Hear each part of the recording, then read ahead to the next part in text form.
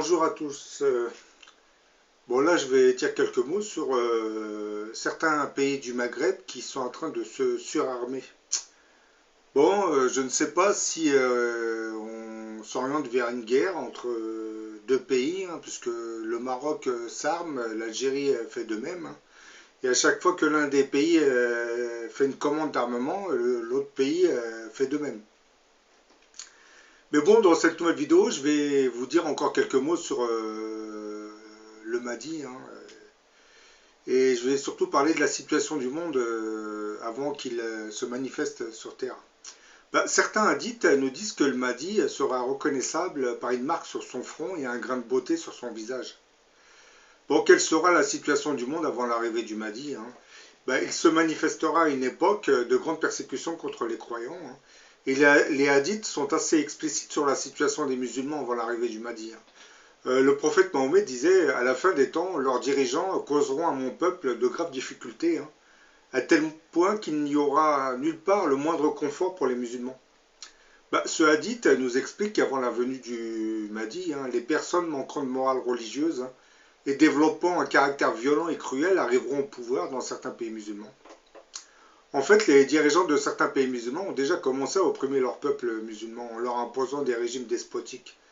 Ce qui nous explique que les musulmans de certains de ces pays ont de plus en plus de mal à pratiquer convenablement leur religion. Les régimes militaires encadrent les fidèles en leur imposant un véritable dictat, hein.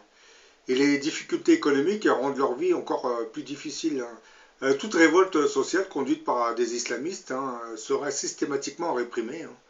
Et pour obtenir le soutien des puissances occidentales, certains de ces régimes arabes prétexteront combattre des groupuscules affiliés à Al-Qaïda ou Daesh. D'autres hadiths nous disent que le Mahdi n'apparaîtra qu'à une époque où les gens auront peur et seront affligés par des troubles et des guerres civiles, ainsi que par d'autres désastres. Beaucoup de hadiths évoquant la venue du Mahdi semblent mettre l'accent sur un monde où la sécurité et le désordre se répandront. Les guerres et les massacres de populations civiles seront une des caractéristiques majeures de cette période. Un autre hadith nous disait que le Mahdi n'apparaîtra pas avant que des gens innocents ne soient massacrés. Il apparaîtra quand ceux sur terre et au ciel ne pourront plus supporter de tels massacres. D'autres hadiths nous précisent qu'une corruption que personne ne pourra éviter surviendra et se répandra à travers le monde entier. Certaines prophéties musulmanes se rapportant à la fin des temps sembleraient même indiquer notre époque, hein. En voilà les signes annonciateurs. Les gens rivaliseront dans la construction de bâtiments immenses, hein. Le temps s'écoulera beaucoup plus vite. De grandes distances seront parcourues en un temps très court. La dernière heure ne surviendra pas avant que le temps ne se soit contracté, une année passant comme un mois comme une semaine comme un jour comme une heure et une heure comme l'allumage d'un feu. Mais tous ces régimes militaires arabes dont la cruauté n'est plus à présenter, hein, on l'a bien vu avec l'Algérie, l'Égypte, l'Irak, la Syrie, hein. Ils ont tous à leur tête, du moins ils avaient tous à leur tête des dictateurs, hein. Bon, j'ai oublié de mettre dans la liste la Libye aussi, hein. Parce que bon, la Libye, on nous dit que c'est un complot, ceci, cela, mais bon, les gens ne comprennent pas que nous sommes en face de régimes despotiques, des dictateurs qui se contrefoutent complètement du sort de leur peuple et se permettent de se servir de leur armée pour les massacrer quand ils se révoltent. C'est que le problème avec le monde arabe, c'est que beaucoup de ces dictateurs ont joué sur la corde du nationalisme. Donc on joue sur cette corde et on occulte ainsi les vrais problèmes sociaux. Dès que des troubles surviennent, et on ressort les antécédents de la politique du pays, hein, du moins. Par exemple, l'Algérie, elle va nous repondre l'époque du colonialisme français. Ça permettra d'occuper l'esprit par ces visions de la guerre d'Algérie, hein. Et ainsi on vote le nationalisme algérien. Pour les autres pays, ils trouvent d'autres prétextes pour que les gens ne se révoltent pas, hein. Tous ces régimes militaires arabes dont la cruauté n'est plus vraiment présentée, laisseront-ils le Mahdi reprendre le pouvoir de leur pays sans vraiment réagir? Bon, je tiens à préciser, je ne sais pas à quelle époque reviendra le Mahdi, mais bon, ces régimes ont l'air de bien s'armer. Eh ben, je pense pas qu'ils laisseront le Mahdi reprendre le pays sans vraiment réagir, hein. Et les hadiths sont assez clairs sur le sujet, hein. Lorsqu'il se manifestera, le Mahdi ne sera pas vraiment reconnu tout de suite, hein.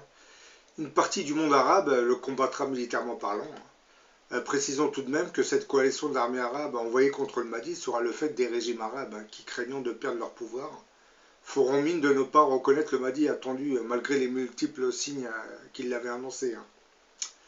Bah, aujourd'hui, comme je l'ai dit au début de la vidéo, on assiste à une surenchère dans le surarmement de certains pays du Maghreb, hein. Bah, que ce soit le Maroc et l'Algérie, contre qui sont-ils en train de s'armer? Bah, je pense pas qu'ils s'arment contre les États-Unis, hein, parce que si les États-Unis devaient attaquer un des deux pays, je pense que toute l'infrastructure militaire, les blindés et l'aviation seraient réduites à néant, comme ça a été le cas pour l'Irak, hein. Et je pense pas qu'ils s'arment contre l'Europe aussi, hein. Bah, est-ce vraiment pour renforcer leur sécurité ou alors pour préparer l'offensive contre le Mahdi qui se manifestera dans quelques années, voire quelques dizaines d'années, hein?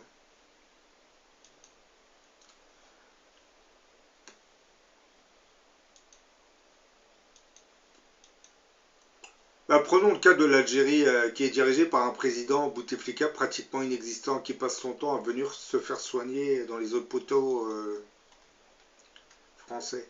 Bah, cette vacance de la gouvernance s'explique par le fait que les généraux algériens ont toujours exercé une grosse influence sur le destin du pays depuis l'indépendance, hein.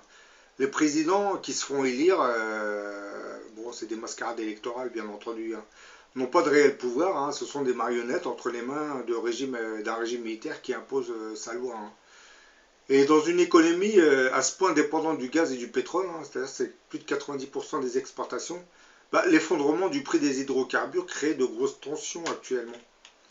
Le gouvernement algérien est désormais contraint de relever certains prix, hein, essence, électricité et de certaines denrées alimentaires, hein, et de multiplier les mesures d'austérité.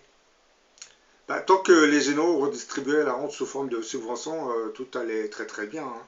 Maintenant que les cordons de la bourse se resserrent, c'est nettement plus compliqué, hein. Donc une récession économique, hein, qui déclenchera à nouveau des troubles sociaux, puisque les Algériens ne vont pas accepter indéfiniment les mesures d'austérité que va leur imposer le régime militaro-industriel, puisque l'oligarchie algérienne elle est composée par les généraux, puis une partie du patronat algérien, hein. Ben, là, je me pose cette question. Que nous prépare désormais le régime militaire algérien, puisque, comme vous le savez, en 88, on s'était retrouvé dans la même situation, hein.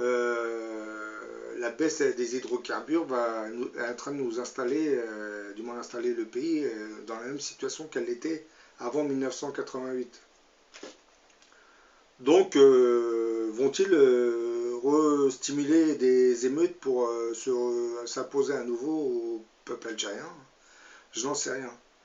Mais tout ce que je peux savoir, du moins tout ce que je peux imaginer, hein, c'est que cette surenchère dans l'armement, dans cet armement, n'est pas rassurante, hein. Parce que, admettons, imaginons que le grand monarque alias el Mahdi se manifeste, bah, lui, il aura tendance à vouloir se débarrasser de tous ces régimes despotiques. Donc, ces régimes savent que l'avenue du Mahdi les renversera. C'est pour cette même raison que dans certains hadiths, on nous explique que le père de ce Mahdi portera le même nom que le père du prophète Mahomet. J'en doute fort parce que comme nos régimes despotiques connaissent la filiation prophétique du Mahdi, si un quelconque Mahdi se manifestait, ben, ils s'empresseront de voir si son père s'appelle, comment s'appelait-il, Abdallah, oui, je pense. Donc c'est un Mahdi qui serait vite repérable. Donc je pense que il y a eu une modification, probablement que le Mahdi dans le futur portera probablement le même nom que le prophète, mais le nom de son père, peut-être qu'il ne sera pas le même. Et cela, c'est pour le mettre en sécurité contre les régimes despotiques arabes. Parce qu'il peut très bien naître au Maghreb, hein, comme il peut naître en France, hein. Mais bon, les prophéties nous indiquent qu'il passera par le Maghreb pour naître en France, hein. Donc en France, je pense qu'il ne sera pas trop menacé. Je dis ça entre parenthèses, hein, parce que nous sommes dans une monarchie républicaine laïque, hein. Et si le grand monarque vient de la part de Dieu, oui, ça va être très très compliqué, hein. Bon, je vous dis à la prochaine pour une autre vidéo.